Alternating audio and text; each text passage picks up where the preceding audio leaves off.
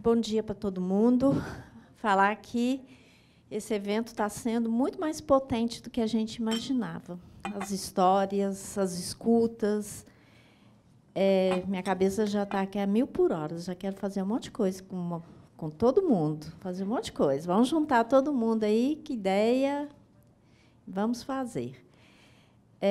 Falar da Badi. Nossa, Badi é mulher, é musicista, é o mundo, é o Brasil.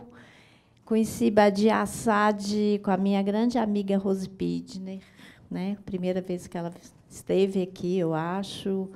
Os irmãos Assad também, a gente trouxe pela primeira vez em Belo Horizonte, foi através do projeto da Veredas Produções. Aí depois conheci a Badi. Então, assim, a família mais musical, mais linda que eu conheço. Trouxe Badi Assad também para o evento infantil, que ela tem um projeto maravilhoso. Veio ser jurada do BDMG, fez palestra interna aqui para a gente, numa CIPA aqui para os funcionários. Sempre que eu posso, Badi está presente nas coisas que eu penso. Bora, Badi.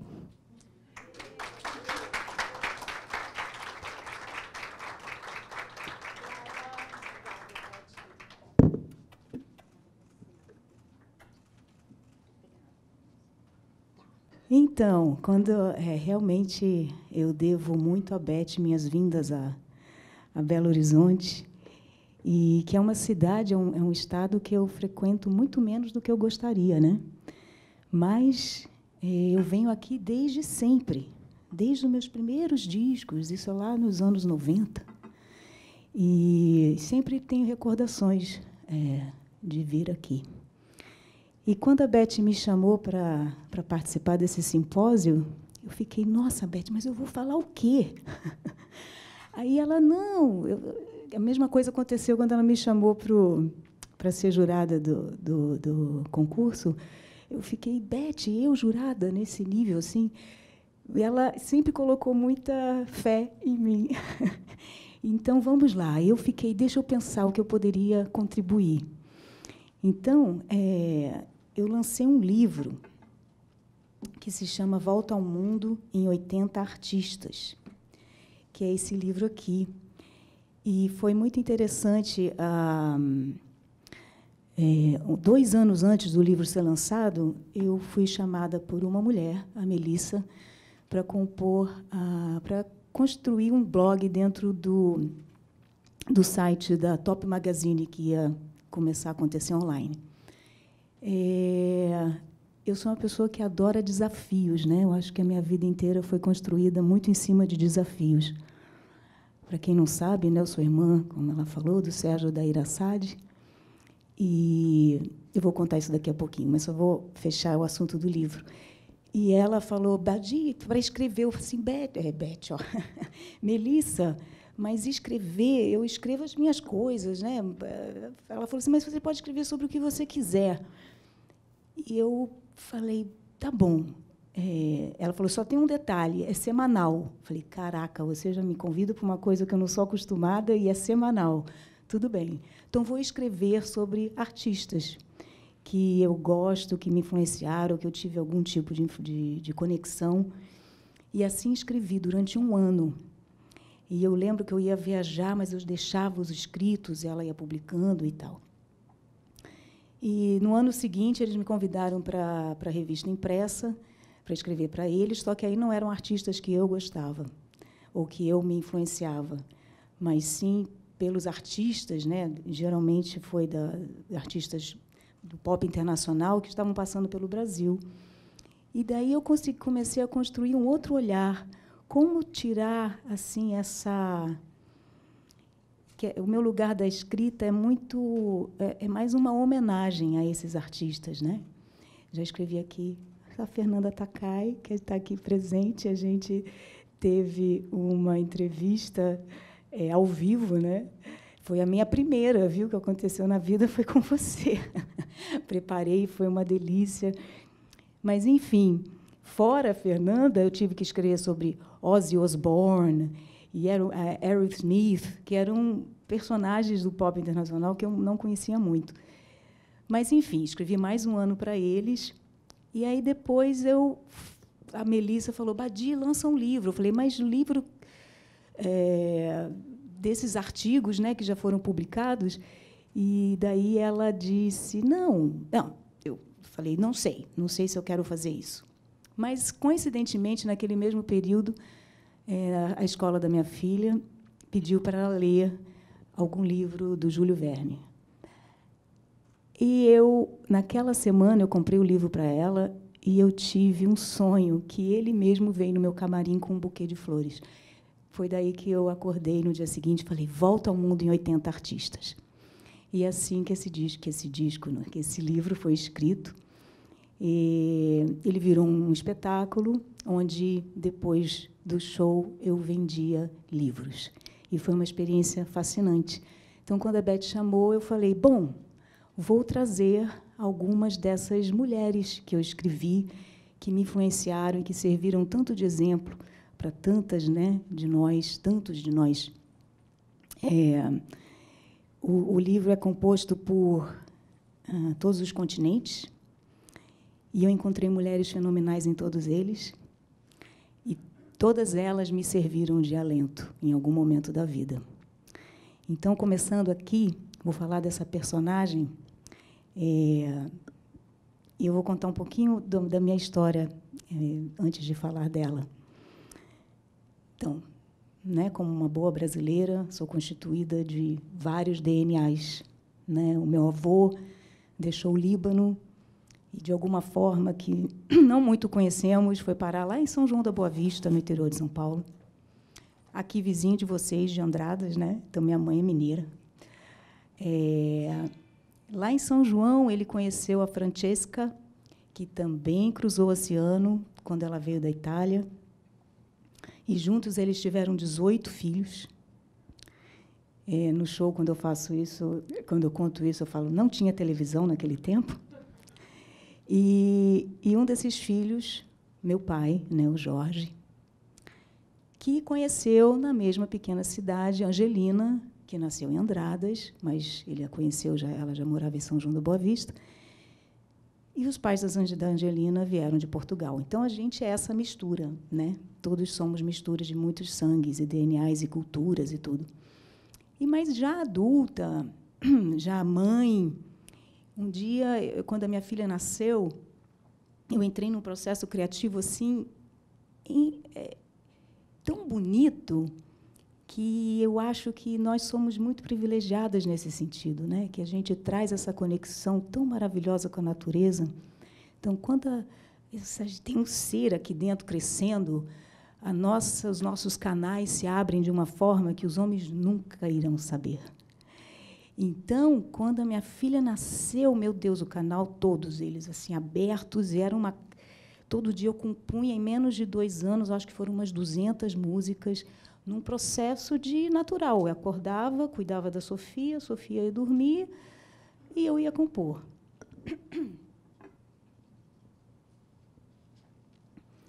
E aí, num desses exercícios, a escrita, ela pode, pelo menos para mim, ela funciona muito, num primeiro momento, como uma coisa Chico Xavier, assim, Você pega o papel, uma caneta e escreve.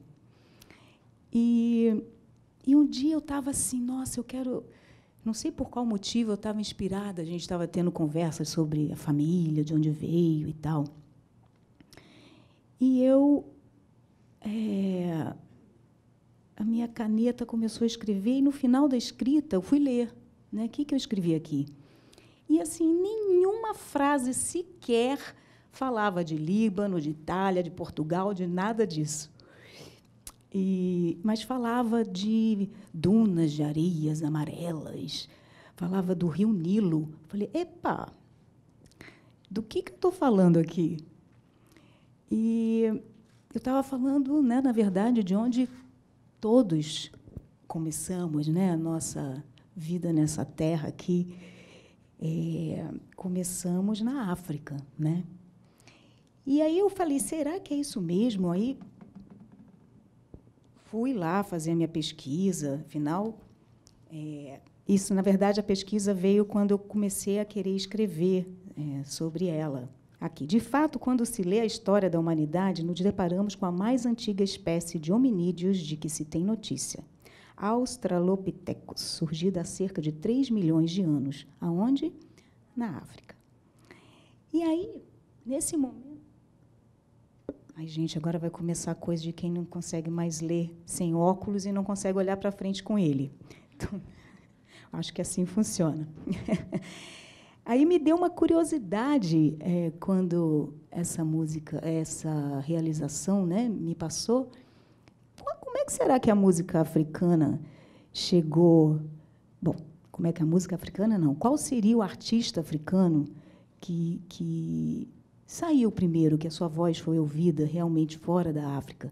Porque, obviamente, a gente sabe de todo o legado que veio, né, através de toda a história, que a gente não precisa entrar em detalhes. Mas todo lugar que teve escravidão teve essa música maravilhosa, essa arte incrível africana veio através deles e se infiltrou na nossa cultura, graças aos deuses que a gente tem africanos entre nós e com essa musicalidade maravilhosa, né? Mas, então... Aí eu li que, na década de 60, apesar do mundo já ter acesso às produções culturais africanas, na maioria dos países africanos, os estúdios de gravação eram muito mal equipados e as gravadoras raramente possuíam um sistema que possibilitasse a exportação de sua produção fonográfica, que dirá de seus artistas. Continuando a leitura, fiquei positivamente surpresa quando descobri que o artista que conseguira atingir tal proeza, a de extrapolar fronteiras, fora uma mulher. Olha que coisa mais linda. Fiquei admirada, pois não imaginava ter sido uma sul-africana, no meio de toda a opressão do apartheid, que tivesse conseguido catapultar-se ao mundo. Eu estou falando de Miriam Makeba, que foi uma pessoa fascinante em seus 76 anos de vida. Ela nasceu em 1932 e faleceu em 2008. Além de cantar, compor e atuar, Miriam se transformou em embaixadora da boa vontade da ONU, assim como foi uma das mais importantes ativistas dos direitos civis de toda a história africana. E a história da Miriam, ela nasceu, né, no meio do apartheid. A mãe dela se chamava Cristina Makeba, era uma xamã. E a Cristina foi presa quando a Miriam era apenas uma bebê, porque ela estava vendendo uma cerveja qualquer, clandestinamente. E ela ficou 6 meses enclausurada. E a Miriam ficou ali com ela. Então, eu imagino, né? Eu escrevo aqui, eu vou sempre recorrer à leitura, porque eu acho que o meu eu que fala não é tão bacana que nem o meu eu que escreve. Bom, a Miriam, então, passou seus primeiros 6 meses de vida no colo da mãe, entre 4 paredes. Obviamente, ela não traz essa memória, mas, com certeza, assimilou os sofrimentos enquanto sorvia o leite materno. Dor que provavelmente voltou a sentir quando a mãe faleceu, depois do massacre de Shaperville, em 1960. E ela, que já estava expatriada, foi proibida de velar o corpo da mãe pessoalmente. Porém, como Cristina, a mãe, era xamã e devia enxergar a vida pelas lentes da espiritualidade, além de ter acesso às forças da natureza, deve ter ensinado a pequena Miriam que existem outras formas de comunicação. Daí a Miriam foi, quando, né, já menina, ela teve contato com vários instrumentos tradicionais. O pai dela tocava piano, o irmão dela colocava para ela ouvir jazz americano. E então seu gosto foi se misturando a música tradicional africana com a do jazz, que tem origem na África, né? Vamos combinar. Então, as voltas que o mundo dá. Bom, apesar de ter cantado com algumas bandas no começo da carreira, foi sua aparição no filme anti-apartheid Come Back Africa, produzido e dirigido pelo cineasta americano Lionel Rogozin, em 1959, que a fez despontar para o mundo. Apesar da participação ter sido pequena, ela impressionou e começou a ser convidada para cruzar oceanos. Lá vai a Miriam, pessoalmente, levar a música africana para fora do continente. Em Londres, conheceu o cantor, ator, compositor e ativista social norte-americano Harry Belafonte, que se tornou seu mentor e produtor. Em menos de um ano, Miriam estava se apresentando em Nova York e conquistando o público americano com seu primeiro e grande hit, que temos uma letra brasileira para o seu hit, que é o Tacumpugana cuveca taqui patapata. Quando eu fiquei pesquisando sobre a Miriam, eu também levei um outro susto que eu não imaginava. Tá ela tocando lá com um vídeo em preto e branco, né? E aí eu vi assim falei assim, quem que é esse? Oh meu Deus, o Sivuca tocando violão com a Miriam Makeba. Vocês sabiam disso? Coisa mais incrível. Eu fiquei assim, porra, esse é o Sivuca? Que coisa mais linda, né? E aí a Miriam foi uma grande ativista e ganhou, né? Ela foi, imagina, ela participou de vários atos de ativismo e foi expatriada durante 30 anos. E foi uma mulher que venceu o câncer, viu a filha dela, a única filha bonde, morrer. Excursionou, teve dados positivos, né? Excursionou com Paul Simon na lendária turnê Graceland, gravou com Nina Simone e tornou-se a porta-voz dos africanos vítimas de governos opressivos. Nelson Mandela, quando foi efetivamente liberado da prisão em 1990, persuadiu Miriam a retornar à África do Sul, depois de 30 anos em exílio. Quando ela faleceu, Mandela declarou: Miriam Makeba foi nossa primeira grande dama musical. E completou: sua música inspirou um profundo e forte sentimento de esperança em todos nós. Miriam foi uma pioneira que desvendou sua própria força, a encarou de frente, deu a cara para bater, cantou inúmeros cantos de liberdade, mergulhou profundamente na dor e nas maravilhas da vida. Usou ensinamentos silenciosos para criar raízes em si mesma e proliferar sentimentos genuínos de independência, direito, alforria e encantamento. Fez de sua voz um canto de luta e combateu o racismo sem nunca ter perdido a doçura e a feminilidade. Uma lição de vida. Eu tive, uma certa vez, me chamaram de uma mistura de Ben Harper com Miriam Makeba. Fiquei, nossa, que mistura doida essa, né? Mas isso é porque a língua, uma das línguas da África do Sul, que ela fala, que é o Xhosa, mistura, tem sons que usam o clique, né? Não sei como é que eles falam, mas eu uso, né, quando eu faço que usa esse tipo de técnica. Então foi daí como fiquei lisonjeada dessa mistura, que o Ben Harper é um cara do violão muito incrível, né? Bom, ainda no continente africano, vou falar aqui de alguém que nasceu no Benin, que é Angelique Kidjo. Angelique também foi uma das primeiras a ter um sucesso, primeiras mulheres, né, africanas a ter um sucesso assim mundial muito grande. E ela teve a sorte de ter nascido numa família. Então, a importância de ter os homens na família com essa abertura, né? Eu, por exemplo,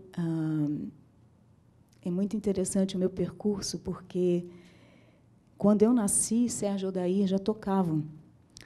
Então, a minha referência do violão era ter esses dois caras estudando o dia inteiro na sala.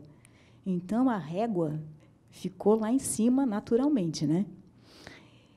Ao mesmo tempo, o meu pai, que foi o responsável para que quando ele descobriu que os filhos tinham talento, ele moveu a vida para que esses dois meninos pudessem ser artistas profissionais. E assim foi. Eu tinha 2 anos de idade quando a gente se mudou para o Rio de Janeiro para que meus irmãos estudassem com uma mulher, a Monina Távora, que tinha sido aluna do grande papa do século passado do violão, que é o André Segovia, um espanhol. E essa mulher virou para o meu pai com os 2 meninos mesmo, né? O Odair tinha 12 e o Sérgio 16. Se eles não forem bons, o senhor pode me pagar qualquer coisa do mundo, que eu não vou dar aula para eles. Mas, se forem, eu dou aula de graça. E foi assim que, uma semana depois, meu pai desestruturou tudo que ele tinha no interior de São Paulo e se mudou com família, o periquito, papagaio, e eu com 2 anos de idade, e fomos para o Rio de Janeiro para esse sonho. Então, de um homem que não tinha consciência de ser um homem machista, mas era dono de uma doçura. Então, assim, o machismo estrutural, né? Quando eu nasci, ele não sabia o que fazer comigo. Então, eu tenho memórias muito claras do meu pai, quando eu ameaçava chorar alguma coisa. Para, você não é homem!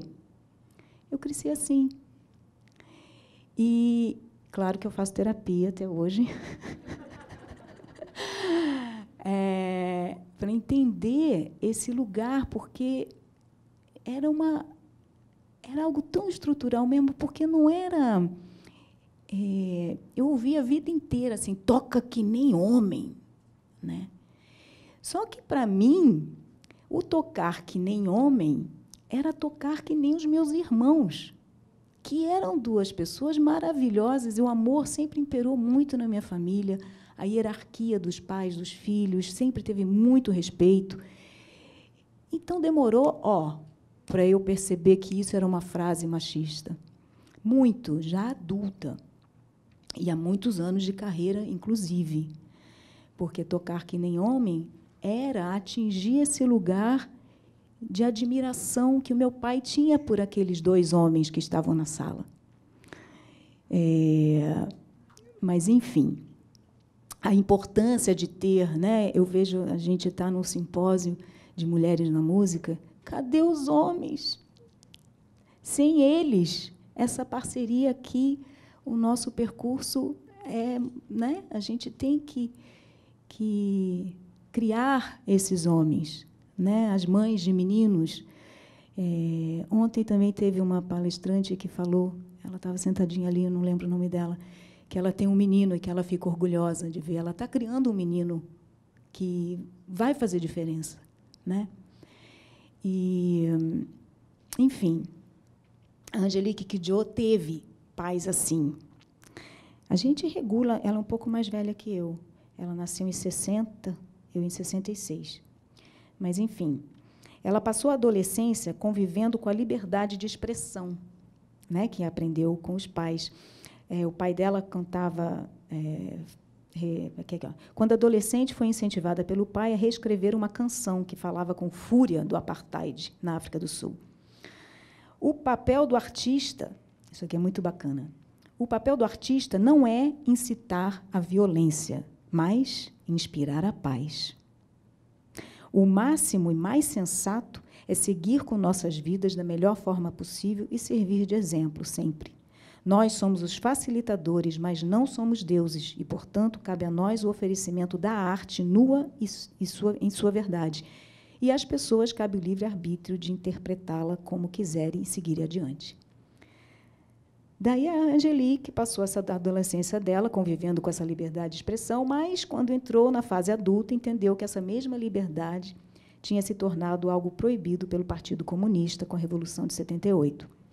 Com um governo que somente aprovava músicas que apoiassem o regime, ela resolveu escapar do país em silêncio e se exilou em Paris. Conquistou, assim, a alforria intelectual. No exílio, semeou e colheu sucesso. Daí ela diz assim: quem poderia adivinhar que uma pequena garota com 9 irmãos e irmãs de um dos países mais pobres do mundo ganharia um Grammy ou cantaria no Carnegie Hall? Angelique teve uma infância que a ensinou a cultivar tradições. Aos 6 anos, começou a subir no palco acompanhando o grupo teatral da mãe e, em casa, ouvia de tudo. E, assim, aprendeu a misturar. Por exemplo, a força da palavra como forma de expressão de um povo, com os revolucionários Fela Kuti e Miriam Makeba, e a energia roqueira dos eufóricos Jimi Hendrix e James Brown. Então, vocês já viram a Angelique subir num palco? Alguém aqui? Ela é isso tudo. É uma mulher forte e que não tem papas na língua. Quando ela tem que parar o show dela para falar alguma coisa contundente, ela faz. E ela é de umas vozes africanas que se fez ouvir em escala global, uma rainha preta maravilhosa. Canta com voz potente em qualquer palco que a convide, desde respeitáveis teatros aconchegantes até arenas gigantescas. Onde quer que ela pise, contagia. Com aqueles olhos fortes que podem parar um show para delatar presidentes e expressar seus pensamentos, ela soube protestar e imediatamente voltar ao leve sentimento de antes da manifestação. E, diferente de outros, é raro, né, no meu processo de pesquisa, você encontrar, principalmente artista africano, que não seja ativista, de alguma forma. Mas a Angélique, ela participa com temas diferenciados dos outros. Muitos deles ficam presos no HIV, na pobreza, mas ela se uniu a movimentos sobre o aquecimento global. Uma vez ela se uniu a Annie Lennox e outras 22 mulheres para trazer à consciência a transmissão do HIV, mas em crianças ainda não nascidas na África. Em 2012, ela participou de um concerto chamado Levante Sua Voz para acabar com a mutilação genital feminina, que é outro assunto que quase ninguém fala, né? Mas ela teve essa coragem de expor esse assunto tão impressionante que é. Hoje, nos dias de hoje, ainda existe essa mutilação, e que é estrutural, né? Nossa, nessa pesquisa eu fui ler sobre isso e é impressionante como ainda é vivo. Mas, enfim, ela criou a Fundação Batonga, que busca realizar o sonho de, logo após a independência de seu país, disponibilizar à nova geração de meninas do Benin o mesmo acesso à educação que ela teve quando criança. Daí ela diz: as adolescentes são muitas vezes as primeiras a abandonar a escola devido ao efeito debilitante da pobreza, ao casamento precoce e à pandemia da AIDS, criando um ciclo vicioso que persiste por gerações. Famílias, comunidades e economias inteiras se beneficiam quando o potencial humano dessas meninas é realizado. Cantando em suas línguas nativas, primordialmente, Angélique nos ensina que não é necessário entendermos as palavras para sentirmos o que elas transmitem e que é possível vestir-se de coragem para alastrar as tradições que honra. Sua performance é cheia de vida, expressão corporal e força. Angélique Kidjo entra em cena e nós a reverenciamos.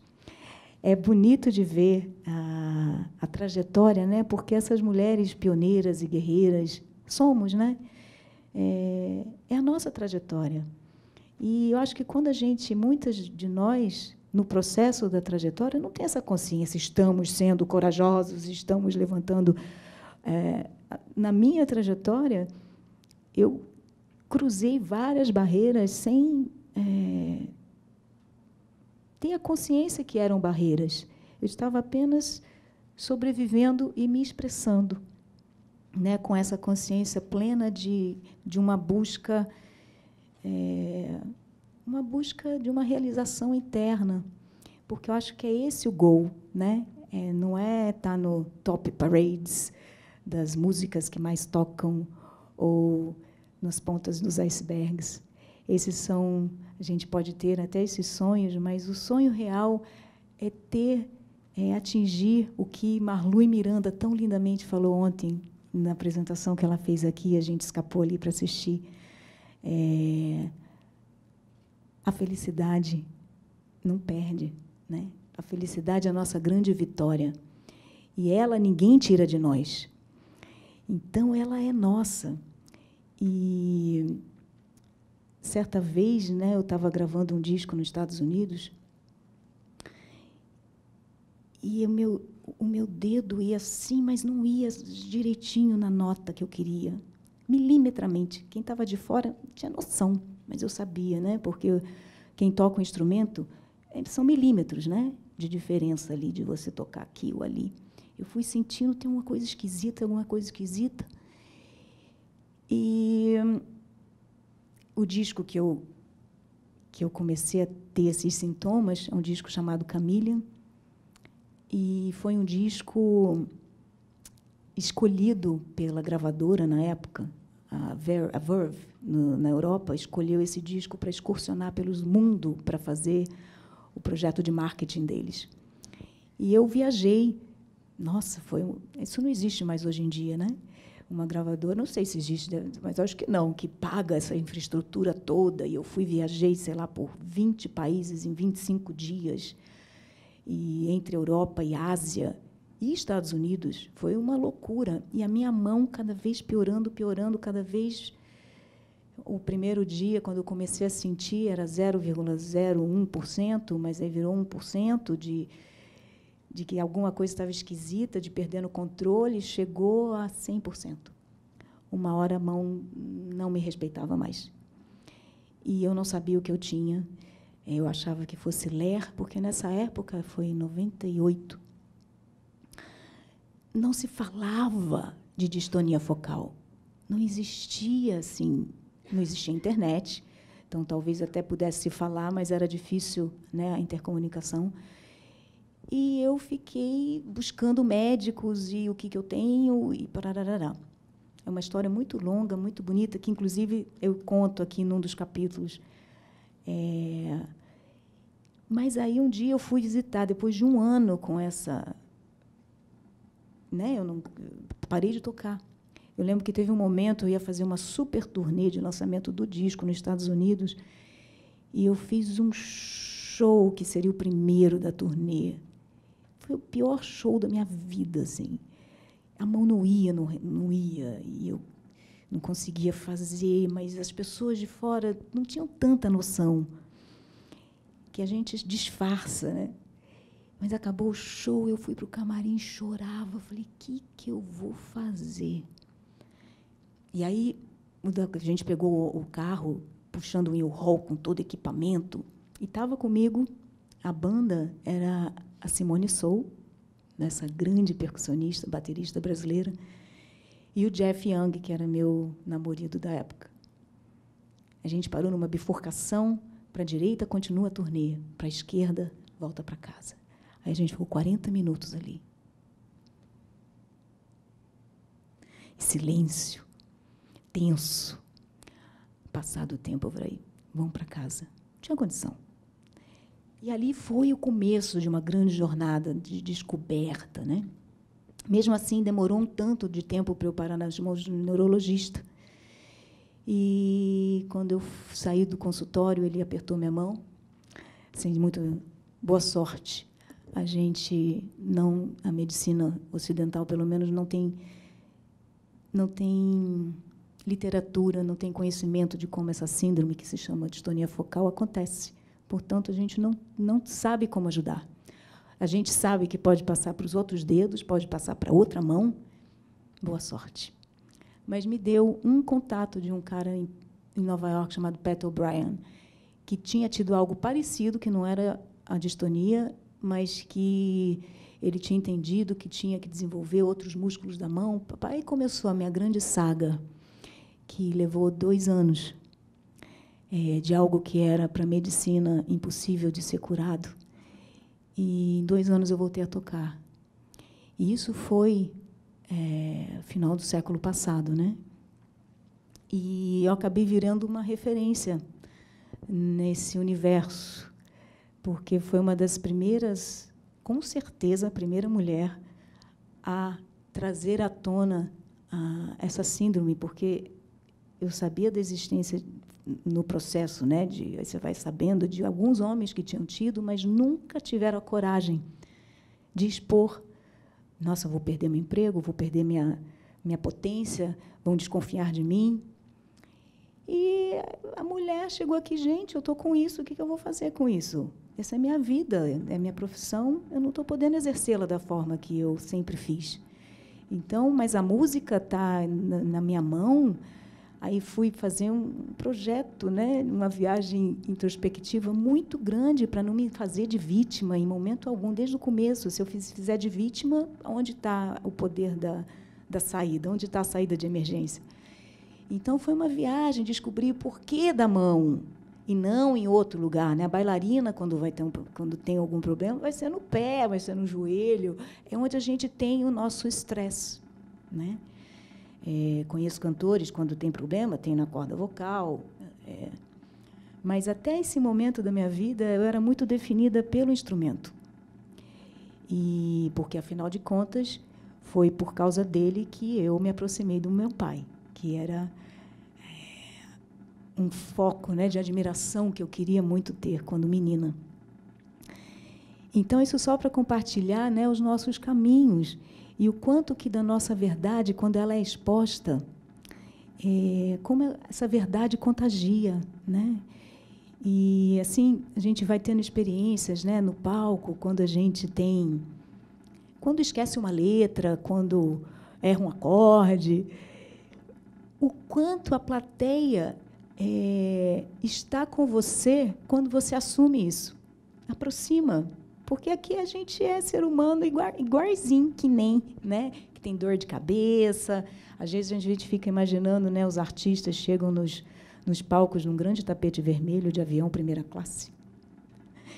Mas a nossa vida essa profissão, uma profissão muito tem que ter uma saúde de ferro, né, para aguentar, não o palco. O palco né, tem que ter uma forma aeróbica, né, para conseguir para os cantores, tem que estudar muito, mas tem que viajar e tem que dormir. A gente que viaja para outros fusos horários, o corpo não se adapta, e, de repente, no teu horário, 5 da manhã, e você tem que subir no palco, e já passou o dia inteiro acordado, e tem que... Né? Mas aí temos a adrenalina que nos ajuda, e a nossa força de vontade. Enfim, estou falando mais do que eu imaginei que fosse falar. De mim, porque não é de mim, sobre mim. Sobre eu. Sarah McLachlan, que é uma canadense. A Sarah também se cansou de... Conhecem a Sarah McLachlan? Tá. Ela é uma grande... Talvez vocês viram o filme Um Anjo Caído, não? Como é que é? Do Nicolas Cage, com a Meg Ryan. É que a música se chama Angels. Enfim, é a Sarah, né? É na voz da Sarah que o encontro... Asa, pode ser, mas... Não, mas, enfim, meu tempo está acabando. Enfim, a Sarah, ela se encheu o saco, porque na carreira dela, ela canadense ali, fazendo uma carreira nos Estados Unidos, toda vez que o empresário não sei, ia oferecê-la para algum festival, se já tivesse alguma mulher no line-up, ela não era convidada. Aí ela falou, é? Pois fez um festival só de mulheres, um festival que se chamou Lilith Fair, e que teve sucesso, um sucesso estrondoso, mas não é um festival piquitico, não, é um festival tipo Lollapalooza, gigantesco, com 30 mil, 40 mil pessoas na plateia. E ela fez esse festival durante uns 3 anos nos Estados Unidos, e tinha um grande diferencial no festival, comandado por uma mulher, que toda a cidade que o festival passava tinha uma reunião. Ela chamava algumas ONGs que a interessavam da região e faziam debates diversos. E parte que englobava meio ambiente, agricultura, direitos humanos, etc. E parte da verba daquele dia, daquela cidade, ela direcionava para essas instituições. E ela ajudou muitas instituições de diferentes estilos e tal. Mas uma história dela que eu acho incrível, ela ganhou da gravadora, na época, eu acho que, sei lá, uns 100 mil, 150 mil reais, para fazer um videoclipe. E aí ela falou, tá bom. Então, um videoclipe de 150 mil reais, ela faz com ela, vestida de jeans e camiseta branca, com uma câmera na frente, ela e o violão. Ela é principalmente pianista, mas esse vídeo ela fez ela e violão. E aí, durante ela cantando uma música que já era uma música de sucesso, ela vai escrevendo assim, tantos milhões de mortes por fome em tal país, ia soltando informações assim, né, principalmente na África. E aí, depois, ela começava assim, locação, 20 mil reais, figurino, 20 mil reais, sei lá, estou chutando números, mas ela ia colocando todos os itens para fazer o vídeo tal do videoclipe. Aí, no final, acabava a música e escrevia assim, e toda essa verba foi direcionada para essas instituições. Então, eram $150 mil, né? Então, era mais grana, assim. Mas, então, uma mulher incrível. Tori Amos, uma americana. A Tori Amos começou a tocar piano com 4 aninhos de idade. O pai dela era um reverendo, que também foi um homem, meio, apesar de religioso, ele enxergou o potencial da filha e ela começou a compor já com essa idade, assim. E com 12 anos de idade, a Tori recebeu um convite para trabalhar num bar gay. E o pai dela aceitou. Então, eu fico imaginando o pai levando a Tori com uma Bíblia debaixo do braço, a Tori de outro, e a Tori foi criada nesse ambiente aí. E, com os 17, 18 anos, ela foi para a Califórnia, para Los Angeles, para tentar a vida, da carreira e tal, e a gravadora que deu uma oportunidade para ela queria fazê-la uma roqueira, que não era a história dela.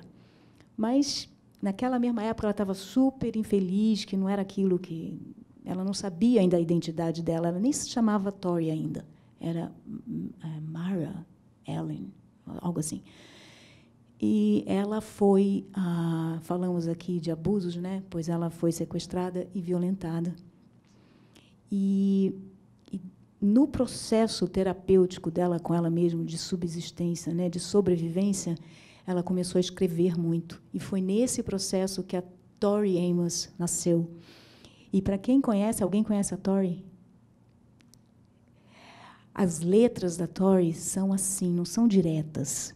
São metafóricas, porque ela criou esse universo onde ela se refugiou para sobreviver. Então, você ler e escutar a Tori Amos é entrar num universo paralelo. E é maravilhoso. E ela foi uma mulher que trouxe, pela primeira vez, o piano para a música pop nos Estados Unidos. Né? A gente tinha piano com todos, Jerry Lee Lewis, depois o Elton John e tal, mas a Tori foi a primeira a trazer para o palco na música pop. E a Tori se apresenta de uma forma louca. A primeira vez que eu vi foi na televisão, morava nos Estados Unidos, foi na MTV Unplugged. Ela abandonou o pedal direito, né?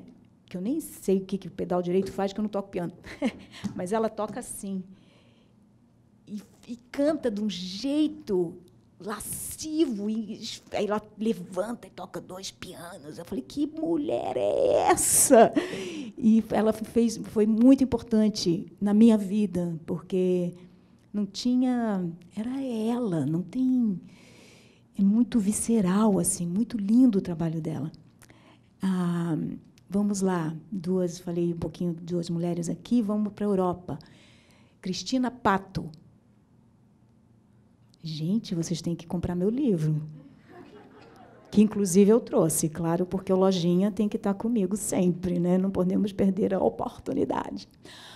Mas a Cristina Pato, da Galícia, na Espanha.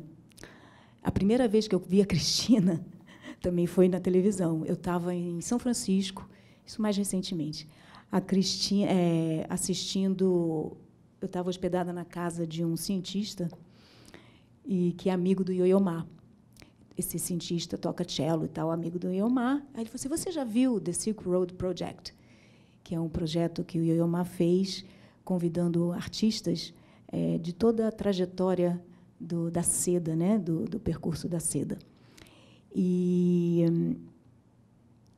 aí eu estou assistindo lá o documentário e tal. Aí, de repente, no concerto, entra uma mulher voluptuosa, com um vestido vermelho justo, decote, cabelo verde, e com a gaita. Vocês sabem a gaita? Gaita não é a gaita nossa aqui, assim, não. A gaita é aquele instrumento que a gente conhece muito com os escoceses, né? Gaita de fole. É justo. E a gaita de fole, eu falo que parece um ventríloco, né? Porque o instrumento, quem está tocando enche de ar, Aí não está fazendo nada, os dedinhos estão assim, está saindo aquele monte de som. É muito louco esse instrumento, mas é um instrumento que eu fui descobrir também na minha pesquisa, que eu pirei com a Cristina, né? E fui ler sobre ela e tal.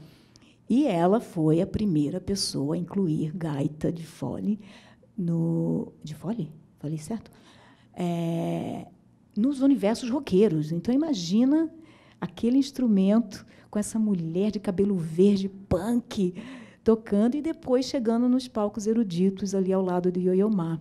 Uma pessoa incrível, a história da Cristina também. Vou falar de Mari Boine. Mari Boine da Noruega. A Mari Boine nasceu, a Mari Boine deve ser seus... Também deve ser de 58, por aí. Na época que ela nasceu, os povos originários da Noruega são os Samis. E falar que se alguém tivesse conexão com os Samis era inferior. E ela era de origem Sami. Então, quando ela foi se inteirando, só que nasceu na cidade, né, etc. E a Mari se orgulhava da sua origem. E, por conta dela, ela levantou essa bandeira mesmo de trazer a música Sami para os ouvidos na Noruega e, por conta disso, do mundo. Então, por conta da Mari Boine, o povo Sami voltou a ter orgulho de ser quem são.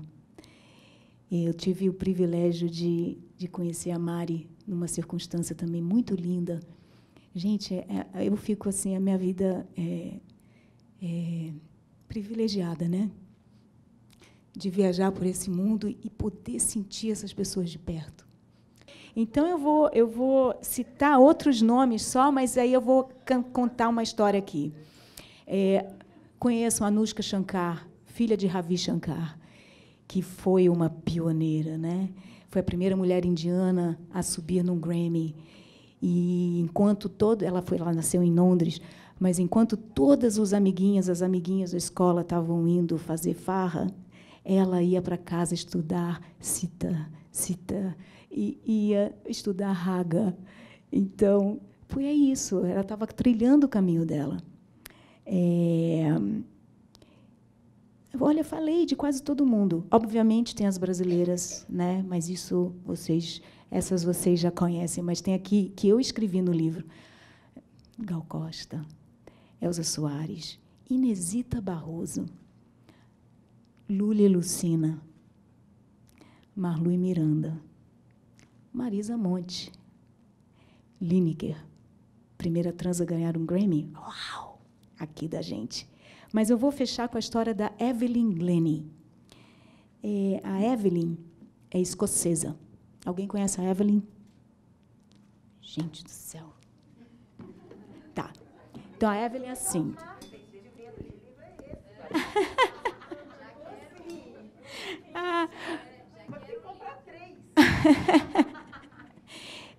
Inclusive, eu gravei um audiobook. Olha que delícia. São 8 horas e tanto de eu falando, contando as histórias.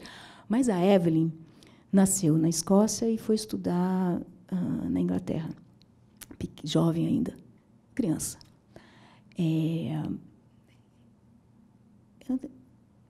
Essa aí eu tinha que ler, mas não vou. Eu sei que ela nasceu na Escócia, mas, enfim, ela estudava piano, mas, perto dos 10 anos de idade, ela se interessou por percussão sinfônica.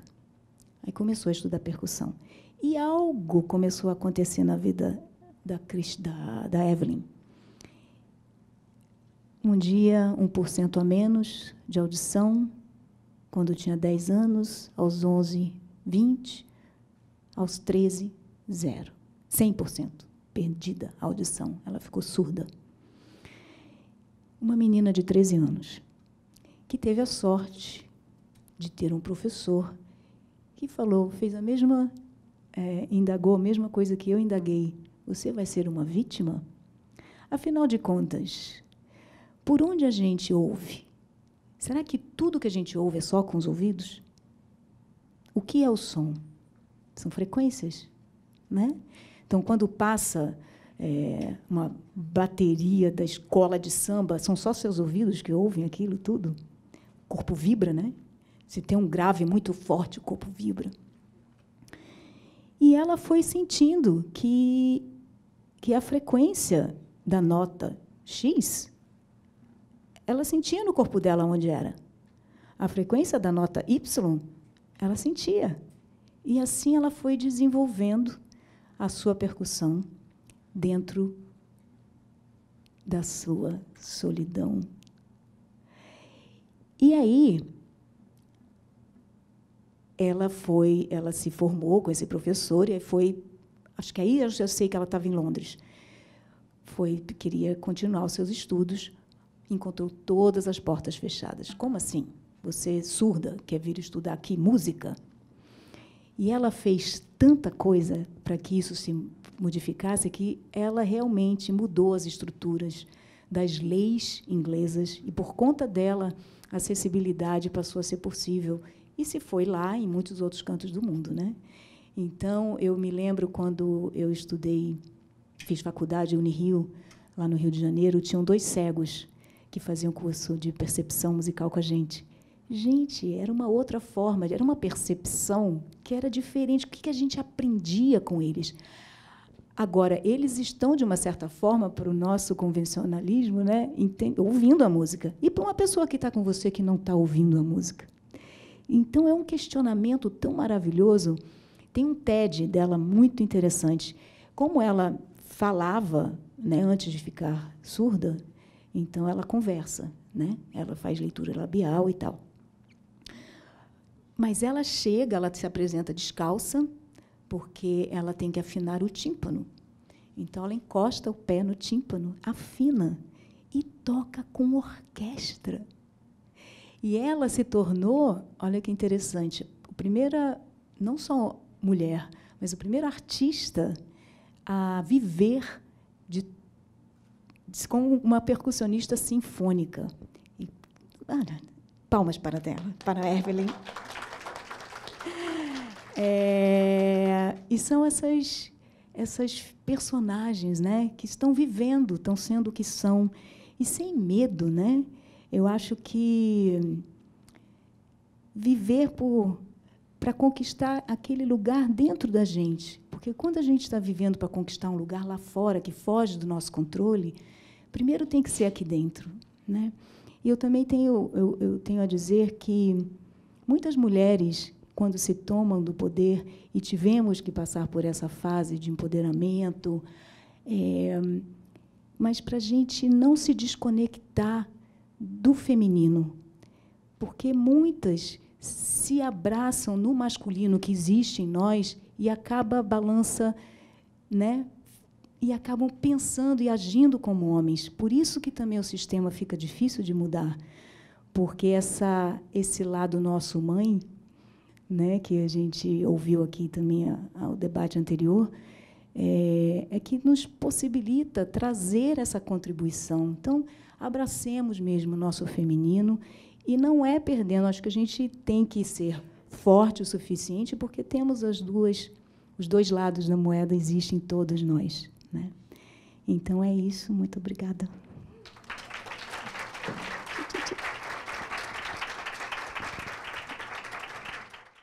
Para todo mundo cantar junto, então.